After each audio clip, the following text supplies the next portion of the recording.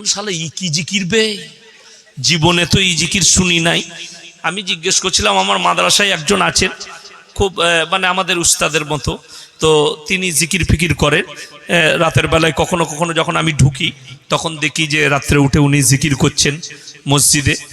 সুবহানাল্লাহ সুবহানাল্লাহ সুবহানাল্লাহ সুবহানাল্লাহ আলহামদুলিল্লাহ লা ইলাহা ইল্লাল্লাহ লা ইলাহা ইল্লাল্লাহ। কিন্তু এইটা তো কোনোদিন শুনে। আজব জিকির। ফেরেশতাগুলো আর বাংলাদেশে থাকবে না, সব পালিয়ে যাবে। বুঝতে পারেননি? যত রকমের কোয়ালিটি দরকার পৃথিবীর সব কোয়ালিটি বাংলাদেশে পাবেন। আমাকে অনেকজন ইনভাইট করছে বাংলাদেশে আসুন। আজকেই একজন আমি দেখাচ্ছিলাম আমার বাবুদিকে, একজন লিখেছে আপনি ইনভাইট নেন 1 লক্ষ টাকা দেবো আপনাকে ইন্ডিয়ান মানিতে। আমি বললাম পা আমি রাখবো না, আর আমি যেদিনে পা রাখবো গোটা বাংলাদেশে আঁকছিলা করে ছিলে আগুন ধরিয়ে দিয়ে চলে আসব। আমার বয়ান সবারই সহ্য হবে না, ওই জন্য আমি বললাম বাবা আগে হাসিনাকে হারা, তারপরে আমি পা রাখবো। নাহলে আমি যা বলা বলবো হাসিনার আমাকে ভারত আসতে দিবে না, বলবে মালকে জেলে ভর। অন্যায়ের প্রতিবাদ করবো আমি। কষ্ট এক জায়গায় বলি আপনাদেরকে, আপনারা খুশি হবেন শুনে। আমি বলে যাচ্ছি সব থেকে মজবুতি ইমান বাংলাদেশের থেকেও আমাদের ভারতের মুসলমানদের। জোরে বলুন সুবহানাল্লাহ। যারা ভাবেন না বাংলাদেশ ইসলামী রাষ্ট্র, তার থেকে বেশি সুরক্ষিত আছে আমরা ভারতের মুসলমান। ভারতের মুসলমান আমরা অন্যায়ের প্রতিবাদ করতে পাই না? পাই না? অন্যায়ের প্রতিবাদ করতে পাই। প্রধানমন্ত্রী অন্যায় করলে তার বিরুদ্ধে বলার আমাদের ক্ষমতা আছে। আমরা গণতন্ত্র দেশে বাস করছি।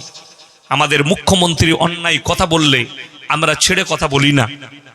আমার 6 মাস আগে একটা বক্তব্য বেরিয়েছে আমাদের দেশের একজন মন্ত্রীর বিরুদ্ধে, যেহেতু আমার কাছে মোবাইলে প্রুফ ছিল। পরে দেখলাম তিনি বলছেন যে মুসলমানদের থেকে, মুসলমান হচ্ছে, ইসলাম হচ্ছে অশান্তির ধর্ম, বৌদ্ধ ধর্মটা হচ্ছে শান্তির। এটা শোনার পরে তার বীজ মেরেছিলাম আমি ছাড়িনি। আমি কারো গোলাম নয়, আমি একমাত্র আল্লাহর গোলাম। সবাই আল্লাহর গোলাম হবে, জোরে বলুন ইনশাআল্লাহ। তো আমরা প্রতিবাদ করতে পাই।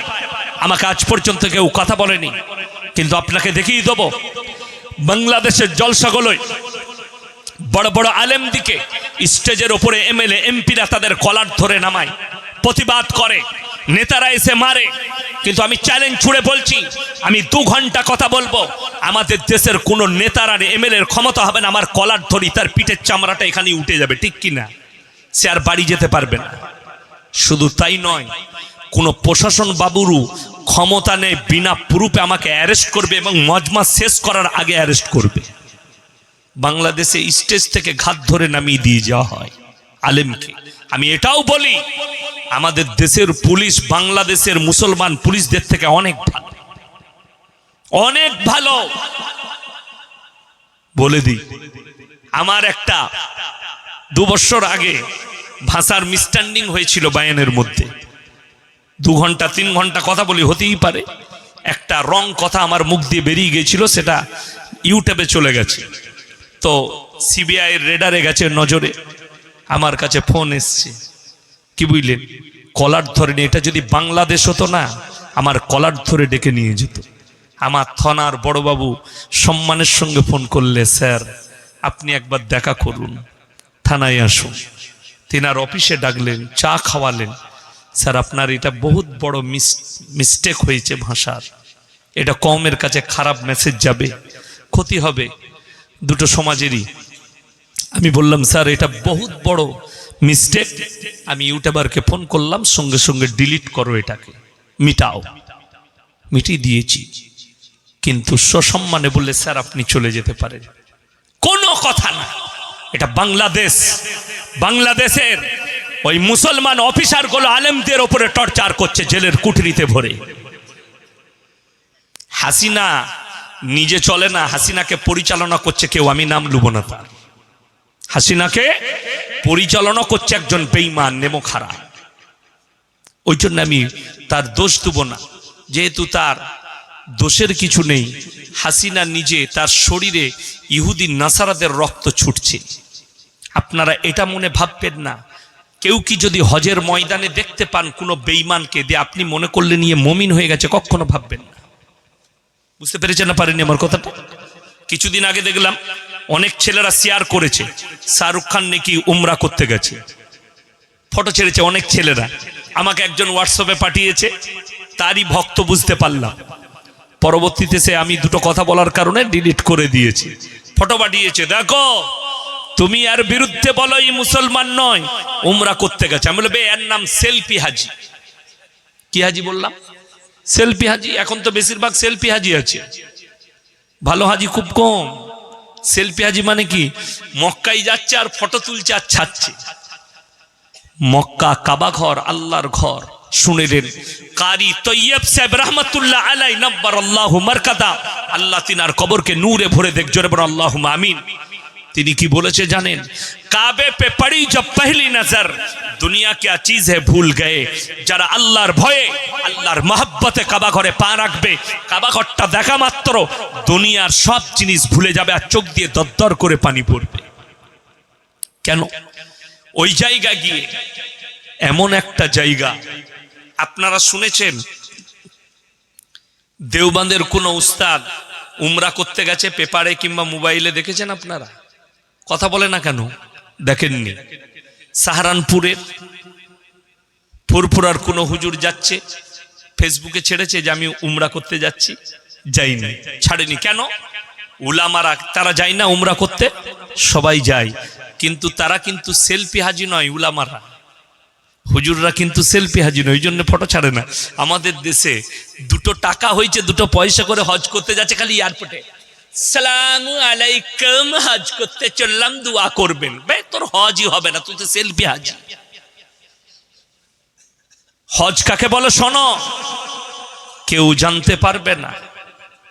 তুমি কাবা ঘরে নামা মাত্র, যখন নামাজ, কাবা ঘর হচ্ছে ইবাদতের জায়গা, 1 রাকাত নামাজ যদি কাবা ঘরে কেউ পড়ে, 1 লাখ রাকাত নামাজ নেকি তার নামায় আমলে দেওয়া হয়। জোরে বলুন সুবহানাল্লাহ। কেউ যদি মদিনায় 1 ওয়াক্তের 1 রাকাত নামাজ পড়ে, তার নামায় আমলে 50,000 রাকাতের নেকি লেখা হয়। আমার ভাই, নবীজি সাল্লাল্লাহু আলাইহি সাল্লামের রওজা মুবারক যারা জিয়ারত করবে আর বলবে আল্লাহ, যখন দরুদ পাঠ করবে, আমার নবীজি বলবেন ওগো আল্লাহ, যারা আমার উপরে দরুদ পাঠ করেছে তুমি তাদের মাগফিরাত করে দাও, তখন তুমি মাসুম হয়ে যাবে। জোরে বলুন সুবহানাল্লাহ। আর তুমি যদি রওজার সামনে গিয়ে জিয়ারত করা বাদ দিয়ে ফটো তুলে, বাপ ভিডিও কল করেছে বেটাকে, একদম দাঁড়িয়ে আছিস সামনে নবীজির কবরটা, তোর নাম সেলফি হাজি। বড় কষ্ট লাগে না? সেলফি হাজি হবেন না, উমরা করতে যান। আর সব থেকে বড় দোষের কি জানেন? কালিকাপুর মাদ্রাসা আপনাদের কাছে, ওখানে এমন এমন শিক্ষক আছে যাদের জুতো সোজা করতে হবে। আমাকে জিজ্ঞেস করবেন, সকালে গিয়ে ইয়াসিন ভাই বলে গেছে আপনারা ফরজ নামাজ আগে পড়েন না নফল আগে পড়েন? কথা বলে না? ফরজ আগে পড়েন, কিন্তু আমাদের দেশের লোক নফল আগে পড়তে চায়। বুঝতে পারেননি আমার কথাটা? হজ ফরজ হয়ে গেছে, এজেন্টরা বলছে হজ করার আগে তুমি একবার উমরাটা করে নাও, তুমি বুঝতে পেরে যাবে কিরকম কি ডিজাইন আছে। পটায় সেই এজেন্টটা তো পয়সা কামাবার জন্য করছে, দালাল। সব জায়গায় দালালি ভারতবর্ষে, এই হজেতেও দালালি আছে। রাগ করবেন না, বাস্তব কথা বলছি। 100টা এজেন্ট ঘুরে বেড়াচ্ছে যার টাকাওয়ালাদের পেছনে। ও তুমি উমরা করনি? আমি আছি, আমাকে দাও পাসপোর্ট গুলো, তোমাকে আমি কালকে উমরা করিয়ে দিচ্ছি। বড় কষ্ট লাগে। এবার তাকে জিজ্ঞেস করলি যে তুমি এত টাকার মালিক, তোমার তো হজ ফরজ হয়ে গেছে, তুমি ফরজ হজ করনি, আগে ফরজ হজ করো। আগে ফরজ পড়বে না নফল পড়বে? ই বলছে আগে নফল পড় তারপরে ফরজ পড়বি। তো সেই ঝাঁটা খাবে না? খাবে না। যাদের হজ ফরজ হয়ে গেছে তাদের উমরায় যাওয়া আর শিলিগুড়ি, দার্জিলিং আর দীঘাতে ঘোরা দুটোই সমান। লিখেলেন, কাগজটাকে নোট করুন, কালকে কোনো মুক্তিকে জিজ্ঞেস করবেন। আমি বলে যাচ্ছি, উমরা করতে যাবে, তোমার হজ ফরজ হয়ে দাঁড়িয়ে আছে, আগে ফরজ হজ করো, তারপরে 100 বার উমরা করবে। বড় কষ্ট লাগে। যারা হজ করতে যায় তারা কে জানে? বিশ্বাস করুন, আমি বাস্তব কথা বলে যাচ্ছি। আপনারা আমাকে কি ভাবছেন জানি না। আমাকে যদি এখন, আমি ফরজ হজ করিনি, আমি যখনই হজ করতে যাব, আমাকে যদি এখন কেউ জিজ্ঞেস করে হজের সব নিয়মগুলো একটু বলে দেন, আমি বলছি আমি জানি না। বিশ্বাস করুন, আমি একদম সত্য কথা বলছি, আমি জানি না। আমি জানি না। কেন? কিতাব পড়ার প্র্যাকটিক্যালটা বহুত পার্থক্য আছে। প্র্যাকটিক্যালটা বহুত পার্থক্য আছে। ওই জন্যে বাবা, আপনি ট্রেনিং নেন, সব শিখে যাবেন, কিন্তু ফরজ আগে করবেন। যেমন আমি বলে দিই, আমাদের দেশের লোক এত দুর্বল। আপনাদের এখানে জানাজার নামাজ হয় না? মানুষ মরে গেলে এলান করলে জোহরের পরে জানাজা হবে। এলান হয়ে গেল, জোহরের পরে জানাজার নামাজ। কিন্তু দুঃখ কি জানেন? জোহরের নামাজের পরে জানাজা হবে, মসজিদে উজু করে মুসল্লিরা বসে নামাজ পড়বে। মসজিদে নামাজ হচ্ছে, আর একদল লোক থাকে, তারা উজু করে মসজিদের বাইরে বসে থাকে, হজরতরা জানাজা পড়বে। ঠিক বলছি না? তারা উজু করে বসে থাকে, জানাজা পড়বে। আচ্ছা, কেউ যদি জানাজার নামাজ ছেড়ে দেয়, সেটাতে গুনাহ আছে না গুনাহ নাই? গুনাহ নাই। কিন্তু কেউ যদি ফরজ নামাজ ছাড়ে, আমার নবী, বিশ্ব নবী বলেছেন, যার নামাজ নাই তার ইসলাম নেই। আমার নবীজির হাদিস, যার নামাজ নাই তার ইসলাম নেই।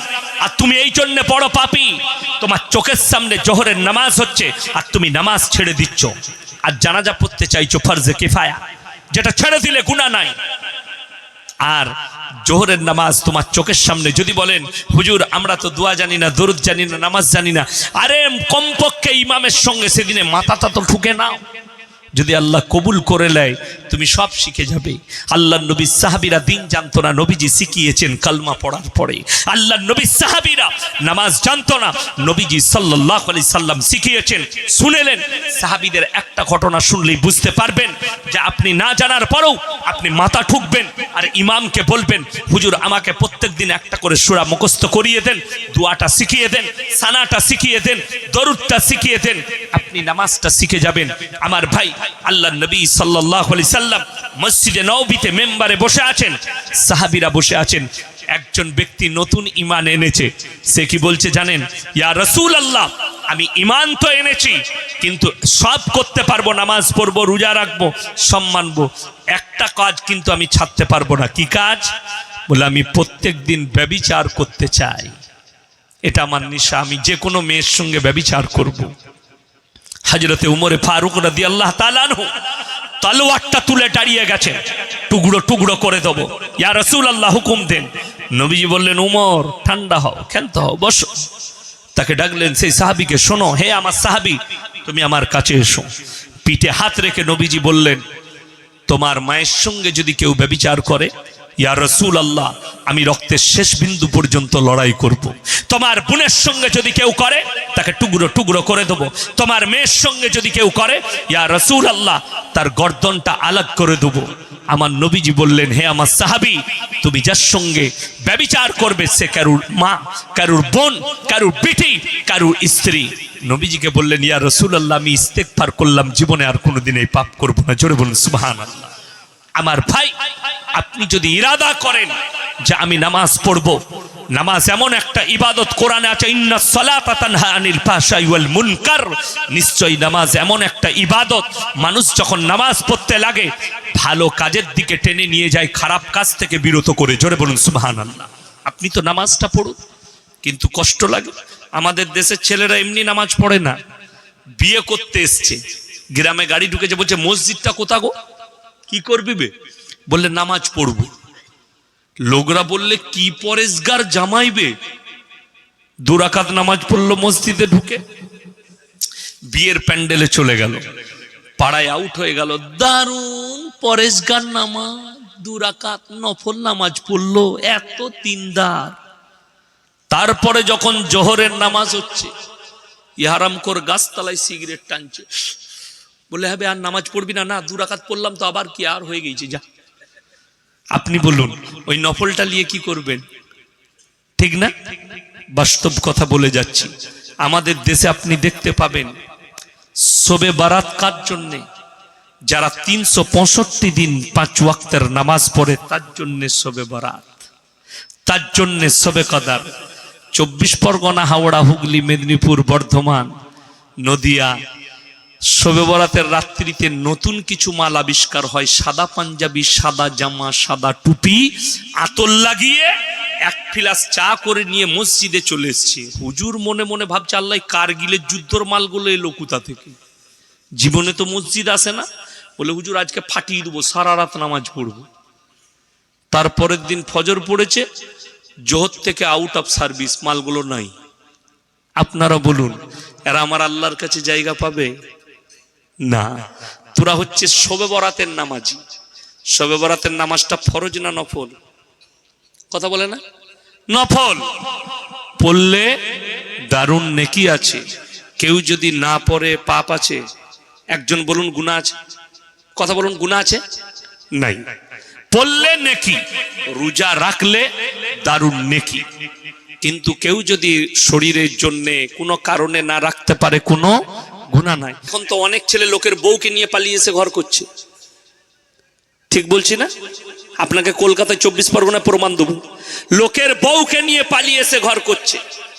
তাকে তার প্রথম স্বামী তালাকও দেয়নি, তাকে নিয়ে ঘর করছো। তুমি মৌলবীকে জিজ্ঞেস করেছো? তুমি তো রাস্তায় সেই গাইমুখো হেলেটাকে দিয়ে বিয়ে পড়িয়েছো। গাইমুখো হেলে মানে একটা ঘোষ রাতের বেলায় গাই দোয়াতে ঢুকেছে গোয়ালে। গাই মনে করে এড়ে গরুটাকে দোয়াতে গেছে, মেরেছে লাত। তখন দেখছি এটা তো গাই লইবে, এড়ে গরু। মানে মুখটা গায়ের মতো কিন্তু গরুটা এড়ে। তার নাম হচ্ছে গাইমুখো হেলে। তো মৌলবি গোছের অনেক মৌলবি বেরিয়ে গেছে, আমাদের মতো দাড়ি রেখেছে, লম্বা জামা পরছে, কিন্তু মালের ভাঁড়ে কিছুই নাই। ওই দু একটা দোয়া দরুদ শিখে বিয়ে পড়িয়ে খাচ্ছে। 2 নম্বরই বিয়েগুলো পড়িয়ে দেয় রাস্তাঘাটে, যেখানে বিয়ে পড়বেন পার্কে বিয়ে পড়িয়ে দিচ্ছে। লোকের বউকে নিয়ে পালিয়ে এসছে, বিয়ে পড়িয়ে দিচ্ছে। তাকে জিজ্ঞেসও করলো না এই মেয়েটাকে। আমাকে যেমন রাতের বেলায় একদিন হঠাৎ করে, আমি বাড়িতে ছিলাম তখন, জলসা নাই, সিজন নয়, বর্ষার সিজন। আমার রাতের বেলা আমার দরজায় কড়া দিয়েছে, ইয়াসিন ভাই ওঠো, কি হয়েছে রে? হুজুর একটা বিয়ে পড়াতে হবে, চলো গাড়ি নিয়ে এসছি। আমি বলে, এত রাতে বিয়ে কি বে? বললে না, একটা বিয়ে পড়াতে হবে। কি ব্যাপার? আমার ভাই না পালিয়েছে, একটা মেয়েকে নিয়ে পালিয়েছে। চ, গাড়িতে চেপে গেলাম। মেয়ে আছে, আমি বললাম মেয়ের বাবা কই? তারপরে বললে আসছে। আমরা আসুক। মেয়ের বাপ এলো, মা এলো। আমি বললাম তোমাদের সম্মতি কি? বলে মেয়ে যখন পালিয়ে এসছে, আরো 2-4 জন এসছিল, আমাদের ইজাজত আছে, আমাদেরও পছন্দ, ছেলের সাথে সে ঘর ভালো, আপনি পড়িয়ে দেন নিকাটা। রাতের বেলায় বিয়ে পড়ালাম। আর বললাম, বাপ যত পালানো বিয়েগুলো আমাকেই দিবি, একটা ভালো বিয়ে দিলি না। কি বুঝলেন? সব এরকম বিয়ে। বড় কষ্ট লাগে, দুঃখ লাগে। কি জানেন? লোকের বউকে নিয়ে পালিয়েছে, স্বামী তালাক দেয়নি, সেই মেয়েকে নিয়ে যারা ঘর করবে, যতদিন করবে জিনা করা হবে। একটা নিষিদ্ধ পল্লীর মেয়ের সঙ্গে শুলে যে গুনাহ, ওই মেয়েটার সঙ্গে শুলে সেই পাপ হবে। যে সন্তান হবে ওটা হারাম সন্তান হবে, অবৈধ সন্তান। সমাজ বুঝে না। সমাজ মনে করে এই মৌলবীদের কাছে লুকিয়ে, আবে আল্লাহর কাছে কি করে লুকাবি? ওটা ভেবেছিস? মরণের পরে আল্লাহর কাছে কি জবাব দিবি? ওই কথাটা ভেবেছিস? তো কবরে যাওয়ার পরে তোর কি হবে ভেবেছিস? যে তোর একটা ইবাদত আল্লাহর বারগাহে কবুল হবে না, তো চিরজীবনের জন্য জাহান্নামের উত্তর অধিকারী হয়ে যাবি। একবারও ভেবেছিস? আমরা ভাবি না। আল্লাহ আমাদেরকে হেফাজত করুক, জোরে বলুন আল্লাহুম্মা আমিন। ওই জন্যে আমার ভাই রেডিমেড বিয়ে আরো শুনেলেন। কালকে আমি ছিলাম মালদা ডিস্ট্রিক্টে, বাখরপুর বলে একটা গ্রামে। প্রচুর শ্রোতা, কয়েক হাজার শ্রোতা। সেখানে স্টেজে বিবাহ হলো, গণবিবাহ। আমি ছিলাম, আমি স্টেজে গিয়ে বসলাম, বিয়ে চলছে। উকিল বলছে 80,000 টাকা দেলমোহরের পরিবর্তে লগদ 200 টাকা তোমার সহিত বিয়ে দিলাম। আমি সেখানে কি বললাম জানেন? জলসা শুরু করে যে 200 টাকায় বউ পাওয়া গেলে আমার পকেটে 1000 টাকা আছে, আমি মিনিমাম 4টা যখন জায়েজ আছে আমি 4টা বিয়ে করব 200 করে। 4 দুগুণে 800 টাকা লাগবে, আর 200 টাকা গাড়ি ভাড়া। বুঝতে পেরেছেন না পারেননি? 4টা বিয়ে করব আমি। 200 টাকায় বউ পাওয়া যাচ্ছে তো, কত দুর্ভাগ্যজনক কথা, কত দুর্নীতিমূলক কথা। ৮০,০০০ টাকা দেলমোহর, ২০০ টাকা লগত। হ্যাঁ বে, পকেটে পয়সা নাই তা বৌলিতে এলি কি করে? ভিক্ষা করগা। শুনেলেন হাদিস, আল্লাহ নবী সাল্লাল্লাহু, সকলে বলুন সাল্লাল্লাহু আলাইহি ওয়াসাল্লামের কাছে প্রস্তাব নিয়ে গেছে। কে জানেন বিবাহের? কে? হযরতে উসমানে গনি রাদিয়াল্লাহু তাআলা আনহু। ইয়া রাসূলুল্লাহ, আমি ফাতেমাকে বিবাহ করতে চাই। নবীজি উত্তর দিলেন, হে উসমানে গনি, তুমি ফাতেমার থেকেও ভালো বিবি পাবে, ফাতেমা তোমার থেকেও ভালো স্বামী পাবে। জোরে বলুন সুবহানাল্লাহ। নবীজি উত্তর দিলেন। আর হযরতে আলী রাদিয়াল্লাহু তাআলা আনহুকে ডেকে বললেন, আলী, তোমার সঙ্গে ফাতেমার বিবাহ দেয়া হবে, যাও তুমি দেলমোহর নিয়ে এসো। হযরতে আলীর কাছে ১ টাকাও ছিল না দেলমোহরের। কি করলেন? দেলমোহরের জন্য নিজের যুদ্ধের জামাটা নিয়ে বাজারে গেলেন বিক্রি করতে। জোরে বলুন সুবহানাল্লাহ। বিক্রি করতে এসছে। হযরতে উসমানে গনি রাদিয়াল্লাহু তাআলা আনহু দেখে বুঝতে পারলেন, ও হো, মনে হচ্ছে জানো আলীর কাছে দেলমোহরের পয়সা নাই। ও ভাই আলী, কাবার কি ব্যাপার? তুমি জামাটা বিক্রি করবে? জি। আমাকে দাও। কিনলেন। কত দাম? 10 দিরহাম। কিনে নিলেন, পয়সা মিটিয়ে দিলেন। হযরতে উসমানে গনিকে আল্লাহ রাদিয়াল্লাহু তাআলা আনহুকে আল্লাহ মাল দিয়েছিলেন। জোরে বলুন সুবহানাল্লাহ। কিন্তু দিলও দিয়েছিলেন, মারাত্মক দিল। উসমানে গনির কাছে বিক্রি করার পরে যখন কয়েক কদম চলে গেছেন, তখন এলা হাঁক দিলেন, হে আলী, এখানে এসো ভাই। ফিরে এলেন। কি ব্যাপার? বলে, তুমি তোমার জামা বিক্রি করেছো? করে দিয়েছি ভাই। টাকা পেয়েছো? জি। বললে, আমি এই জামাটা তোমাকে উপহার দিলাম, হাদিয়া করলাম। চলে বলুন সুবহানাল্লাহ। হযরতে আলী বললেন, হে উসমানে গনি, তুমি আমাকে হাদিয়া করলে। উসমানে গনি বললেন চোখের পানি ফেলিয়ে, আল্লাহর কসম, আমি ভাগ্যবান, আমার এই টাকাটা আল্লাহর হাবিব সাল্লাল্লাহু আলাইহি সাল্লামের মেয়ের বিয়েতে দেলমোহর হিসাবে কাজে লাগবে, এটাতেই আমি সৌভাগ্যবান। জোরে বলুন সুবহানাল্লাহ। আমার ভাই দেলমোহর নিয়ে গেলেন, তারপরে বিয়ে দিলেন। আর ২০০ টাকায় বউ পাওয়া যাচ্ছে? ইসলামে এতটা নিচে নেমে গেল, ইসলাম এতটা ছোট হয়ে গেল। এই যুগে লেখেন, আর যুবকরা শুনে যাও, যারা বাবা আছেন মা আছেন শুনে যান, মিনিমাম ৫,৫০০ টাকা দেলমোহর লাগবে। যদি মালদার হন, কোটিপতি হন, ১ লাখ টাকা করবেন না, ৫,৫০০ করুন, লগত মিটিয়ে দেন, লগত দেন। আমাদের মতো হুজুর, আমরা বিয়ে করতে গেছি, আমার বিয়ের দেলমোহর শুনবেন ৫,৫০০ টাকা নগদ। আমি দেলমোহর মিটিয়েছি। আজকের দিন পর্যন্ত আমার ২টো মেয়ে আজ পর্যন্ত আমার স্ত্রীকে ভুলেও কোনোদিন জিজ্ঞেস করিনি, তুমি দেলমোহরের টাকা কি করেছিলে, কি করেছো, জিজ্ঞেস করিনি। আমার মা বাবাও জিজ্ঞেস করেনি, কোনো বউটাকেই জিজ্ঞেস করেনি। আমার আব্বার 4টা বৌমা, 4 জনকে কেউ জিজ্ঞেস করেনি যে তোমাদেরকে দেলমোহর দেওয়া হয়েছিল, লগত টাকাটা কি করেছো। আমাদের দেশে এখন নতুন ডিজাইন উঠেছে বিয়ের, দেলমোহরের ভেতরে সোনা দেয়, দেয় না? কানের রিং, হাতের বালা। আপনাদের এখানে কি আছে জানেন? আমাদের বর্তমানে দিচ্ছে, বিভিন্ন জায়গায় সোনা দিচ্ছে। বিয়ের পরে শাশুড়ি জিজ্ঞেস করছে, ওই দেলমোহরের সোনাটা কই গো? সেই শাশুড়িকে যে ফেরেশতারা কি কেলানি কেলাবে তা আল্লাহ ছাড়া কেউ জানে না। দেলমোহর এমন একটা জিনিস, মহারানা এমন একটা জিনিস, সেটা স্ত্রীর হক সে দান করে দিতে পারে, সে স্বামীকে দিয়ে দিতে পারে, সে মা বাবার পেছনে খরচ করতে পারে, সে নিজের পেছনে খরচ করতে পারে। এটা সম্পর্কে জিজ্ঞেস করার অধিকার না স্বামীর আছে না তার শ্বশুর শাশুড়ির আছে। ওই টাকাটা, মহারানাটা তার হক। আমাদের দেশের এই পাপগুলো হচ্ছে, আর আপনি বলছেন ইসলাম, ইসলামকে বিকৃত করে দিয়েছেন আপনারা। কেন? এই উলামা থেকে বিচ্ছিন্ন হয়ে। আর বেঈমান কাফেরদের মেহনত হচ্ছে এই সমাজকে আলেম থেকে বিচ্ছিন্ন করে দাও, হুজুরদের কাছ থেকে বিচ্ছিন্ন করে দাও, মৌলবীদের কাছ থেকে বিচ্ছিন্ন করো, যাতে এরা বিচ্ছিন্ন হওয়ার পরে এদের ইমানকে ধ্বংস করা যেন সহজ হয়ে যায়। আপনার ইমান তো সহজে ধ্বংস হচ্ছে। আপনি নতুন নতুন জিনিস আবিষ্কার করে ফেলছেন, মানুষ পাপ করছে হাদিস মনে করে। আজকে জানেন অনেকজন সুদ খায়। আমাদের মতো মৌলবীকে বাজারে দেখলে কি বলে জানেন? মৌলবীরা আসছে, সুদ বলি না, ইনটেক্স বল, ইংরেজি ভাষা বল, ওরা বুঝতে পারবে না।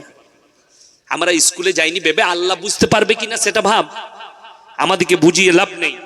ওই জন্য সকলকে বলছি, আজ থেকে সবাই হালাল পথে চলবো, জোরে বলুন ইনশাআল্লাহ। তিনটে কথার উপরে আমল করলে আল্লাহ আপনার মালে বরকত দিবে। কটা বললাম? তাড়াতাড়ি বলুন কটা? তিনটে।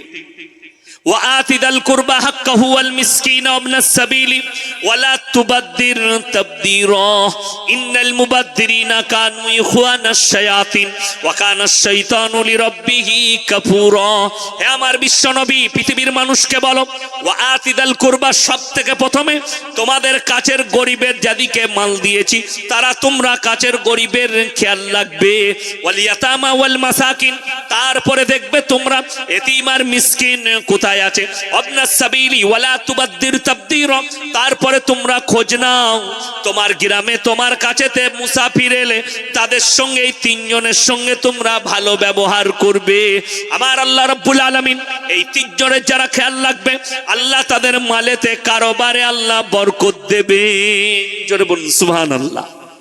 আজকের এই মজলিসে সবথেকে বড় মুসাফির কে বাবা? কথা বলে না? আমি। আজকে আপনি ভাবতে পারেন মুসলমান আমাদের দেশের জানি না, কিন্তু আমাদের দেশেও আছে, পার্শ্ববর্তী দেশ বাংলাদেশ, বিশ্বকাপ জিতেছে আর্জেন্টিনা, ইহুদিদের দেশ। জানেন আপনারা আমাদের কলকাতায় 24 পরগনায় কত মেসির সাপোর্টার আছে? মেসিকে কার ভালো লাগে? হাত তুলেন তো। কেউ হাত তুলবে না, ও তো আমি জানি ও গুড়ে বালি, তাই না? একজনও হাত তুলবে না, কিন্তু জানে আমি মেসিকে ভালোবাসি। যারা ভালোবাসো তারা শুনে নাও, মেসির শরীরে একটা টাট্টু করা আছে, দেখেছেন? কথা বলে টাট্টু নাই? ওই টাট্টুটা ভালো করে নজর করবে, জুম করে, ওটা হচ্ছে দাজ্জালের নিশানা। এক চোখ অন্ধ টাট্টু। ওরা দাজ্জালের প্রচার শুরু করেছে। শুধু তাই নয়, নেইমারের শরীরেও ওই টাট্টুই করা আছে। এটা ইহুদিদের একটা প্রচার এজেন্ডা শুরু হয়েছে। দাজ্জালের প্রচার শুরু করে দাও টাট্টু একে। তাকে আপনি আপনার আইকন ভাবছেন। চোখের পানি পড়ে, আমাদের অন্তর কাঁদে যে আমাদের মতো মৌলবীদের পেছনে দাঁড়িয়ে নামাজ পড়ে অথচ আমাদের বিরোধিতা করে। হারামখোর। আল্লাহর কসম করে বলছি, কিয়ামতের দিনে ওই নেমক হারামের পাশে দাঁড়িয়ে তোমার কিয়ামত হবে। অত সোজা নয়। তুমি নেইমারকে ভালোবাসবে আর আমার মতো হুজুরের কাছে দোয়া নিবে, ঝাঁটা জুতো খাবে, আল্লাহর কসম করে বলছি। অত সোজা নয়। এই বাংলাদেশের কত হারামখোর আছে, বলছে জায়গা বিক্রি করে 10 লাখ টাকায় একটা আর্জেন্টিনার ঝান্ডা কিনেছে। 400 কিলোমিটার ঝান্ডা 10 লাখ টাকায় কিনেছে জায়গা বিক্রি করে। আর আমি চ্যালেঞ্জ ছুড়ে বলছি, এ 100% বেঈমান কাফের এবং এর জন্য জাহান্নাম আল্লাহ রেডি করে দিয়েছে। আজ থেকে 1400 বছর আগে আল্লাহর হাবিব সাল্লাল্লাহু আলাইহি সাল্লাম যে রূপ ছিল সেই রূপ ধারণ করলো এই উলামারা। এদের চেহারা আপনাকে ভালো লাগেনি? এদের টুপিটা ভালো লাগলো না, এদের দাড়িটা ভালো লাগলো না, এদের পাঞ্জাবিটা ভালো লাগলো না, এদের নামাজটা ভালো লাগলো না। ভালো যদি লাগলো, ওই বেঈমান কাফেরদের মদের ফোয়ারা ছোড়াটা ভালো লাগলো। আপনি জানেন কাতার বিশ্বকাপ নজির গড়েছে। আরে লক্ষ্য করো, ওই বাচ্চা ছেলে যার পা দুটো নেই, তার কোরআনের তেলাওয়াত দিয়ে কাতারের বিশ্বকাপ উদ্বোধন হয়েছে। এমনকি ফাইনালের দিনে যেখানে মদ উড়ানো হয় ওটা উড়াতে দেয়নি, নজির করে দিয়েছে। তারা দেখিয়েছে যে পয়সা ইনকাম ছাড়া, অশ্লীল কাজ ছাড়া কিভাবে পয়সা খরচ করে একটা খেলা পরিচালনা করতে হয়। জোরে বলুন সুবহানাল্লাহ। ইসলাম এটা পারে, এটা দেখিয়েছে, এটা দেখানোর জন্য কাতার বিশ্বকাপ করিয়েছে।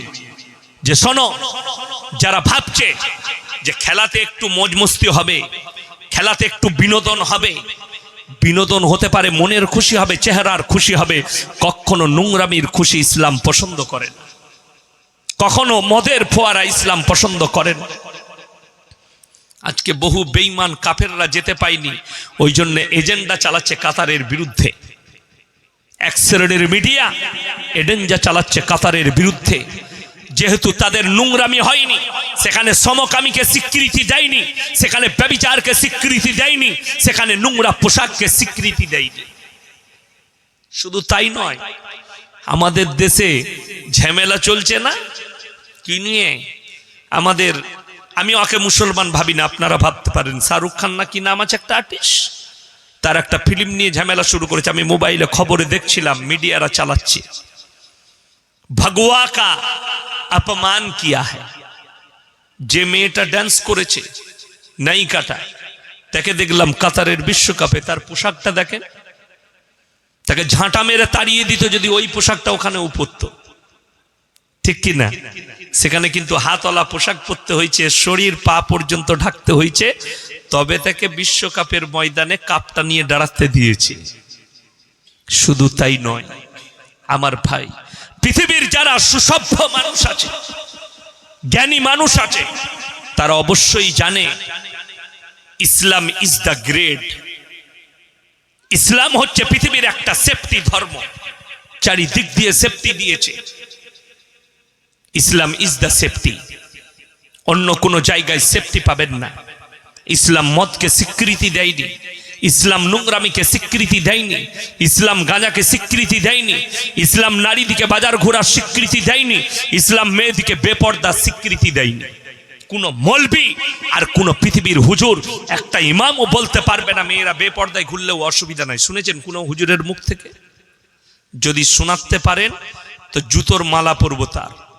সামান্য যিনি ইমামতি করেন সেও বলতে পারবে না যে মেয়েরা যাই বা পোশাক পরল। কেন? আল্লাহ যার মধ্যে এতটুকু ভয় দিয়েছে, আল্লাহ রবের ভয় দিয়েছে, সে কখনো চাইবে না যে পুরুষরা, যে যুবকরা একটা নোংরা পোশাক পরা মেয়েকে দেখে উদ্বুদ্ধ হও, একটা বাজারে হাফ প্যান্ট পরা মেয়েকে দেখে, বিকিনি পরা মেয়েকে দেখে যারা নিজেদের চোখকে রাঙাও যে এত সুন্দর লাগছে, তো তুমি চিন্তা করো তোমার বোনকে যদি ওই বিকিনি পরানো হয় কেমন লাগবে? তুমি সহ্য করতে পারবে না, তখন বলবে আমার বোনকে গুলি করে মেরে দেবো। তখন তুমি তোমার বোনকে মার্ডার করতে চাইবে, তোমার মন মেনে নেবে না যে আমার বোন বিকিনি পরে রাস্তায় ঘুরুক। তো তোমাকে মনেতে এটা আনতে হবে, ইসলাম যে মেয়েটাই হোক, ইসলাম তাকে সম্মান দিয়েছে। আমি মুতালবা করি আর আমি এটাই রাখি যে আমাদের দেশে আমার কাছে আমার মায়ের ইজ্জত যতটা, আমার একটা হিন্দু মায়েরও ইজ্জত ততটা, আমার কাছে আমার বোনের ইজ্জত ততটা, আমার দেশের হিন্দু দলিত আদিবাসী মা বোনেরও ইজ্জত আমার কাছে ততটা। আমার ইজ্জতে শুনেলেন আমার নবী, বিশ্ব নবী, সকলে বলুন সাল্লাল্লাহু আলাইহি ওয়াসাল্লাম, নিজের মাথার পাগড়িটা খুলে হাতেম তায়ের বিটির মাথায় চাপিয়েছেন। নবী সাহাবীরা বলেছেন ইয়া রাসূলুল্লাহ, এটা মুশরিকের বিটি। আল্লাহ নবী আওয়াজ দিয়েছেন, হে আমার সাহাবীরা শোনো, আমি মেয়েদের মাথা ঢাকতে এসেছি, খুলতে আসিনি। জোরে বলুন সুবহানাল্লাহ। আমি কার মেয়ে জানি না, আমি মেয়েদের মাথা ঢাকতে এসেছি, আমি মেয়েদের মাথা খুলতে আসিনি, ইজ্জত খুলতে আসিনি, আমি ঢাকতে এসেছি। আমাকে আল্লাহ এই জন্য নারীদিকে ইজ্জত দেবার জন্য পাঠিয়েছেন। ওই জন্য আমরা চাই আমাদের দেশের আশ্রমে যে মেয়েগুলোকে ধর্ষণ করা হচ্ছে, ওই মাগুলো যেন সুরক্ষিত হয়। আজকে কষ্ট কোথায় জানেন? বুকটা ফেটে যায় যখন খবর দেখি আর পড়ি। গাড়িতে যেতে যেতে জলসা শেষ করার পরে গাড়িতে ঘুম আসে না। আপনারা মনে করেন এই মৌলবীরা জলসা করছে, এই মৌলবীরা মাদ্রাসায় পড়াচ্ছে, আর আপনাদের দান খয়রাতের টাকায় খাওয়া দাওয়া করে আমরা খালি নাক ফুলিয়ে ঘুমোই, চোখের পানি পড়ে, আপনাদের জন্য ঘুম আসে না। হাই হাই আমার কওমের কি হবে যখন দেখি সুপ্রিম কোর্টে হিজাব নিয়ে যুদ্ধ চলছে, সুপ্রিম কোর্টে কেস লড়তে হচ্ছে, অথচ সেই ভারতবর্ষে এই কলকাতার এয়ারপোর্ট আপনার চোখের সামনে, নেতাজি সুভাষচন্দ্র বসু ইন্টারন্যাশনাল এয়ারপোর্ট। আমি প্রায় হায়দ্রাবাদ কিছুদিন আগে গিয়েছিলাম প্রোগ্রামে, এয়ারপোর্টে চেপে গেছি।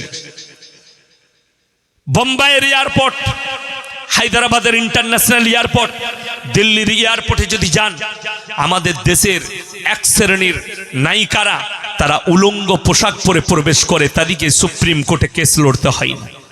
তার মানে আমাদের দেশে কোনো মেয়ে যদি ন্যাংটো ঘুরে বেড়ায় তাকে কেস লড়তে হবে না, অথচ কোনো মেয়ে যদি নিজের শরীরকে ইজ্জতকে ঢাকে তাকে সুপ্রিম কোর্টে কেস লড়তে হবে। ওই জন্যই তো সেলুকাস বলেছিল কি বিচিত্র এ দেশ। পালিয়ে যায়নি সেলুকাস, এই হারামখোর দিকে দেখেই পালিয়েছিল যে কি বিচিত্র এ দেশ, যে দেশের মানুষের ব্রেনের ঠিক নাই, কখন কি বলে জানে না, কখন কি করে জানে না। তা না হলে কখনো আমাদের সুসম্পর্ক, আজকে দেখলেন কিয়ামতের আলামতগুলো বলে দিই, বাংলাদেশে খোঁজ পাবেন, বাংলাদেশে পাবেন আপনি। জিকিরের ডিজাইন বেরিয়েছে না বের হয়নি? কথা বলুন। জিকিরের ডিজাইন বেরিয়েছে, নামাজের ডিজাইন বেরিয়েছে, সব কিছুর ডিজাইন বেরিয়েছে। আমি খালি চিন্তা করি, আল্লাহ আমাদের দেশের হুজুররা তো কোনোদিন, আমার বাপ এত বুজুর্গ মানুষ, আমার বড় ভাইজান জানে, আমার আব্বা জান, যে সে লোকের খলিফা নয়, বড় মুফতি সাহেব মাহমুদুল হাসান সাহেব রহমতুল্লাহ আলাই, তিনার যোগ্য খলিফা হযরত মওলানা মুফতি ইউসুফ সাহেব তাউলি দারুল দেওবন্দের সিনিয়র হাদিসের উস্তাদ, তিনার খলিফা। আমি আমার বাপকে কোনোদিন ওইরকম জিকির করতে দেখিনি, কিন্তু বাংলাদেশে আমি মোবাইলে দেখতে পাই স্টেজে এরকম যেমন এনারা বসে আছেন, আমি জিকির করছি আর তার সঙ্গে সঙ্গে কি বুঝলেন, ওরাও দুলাচ্ছে।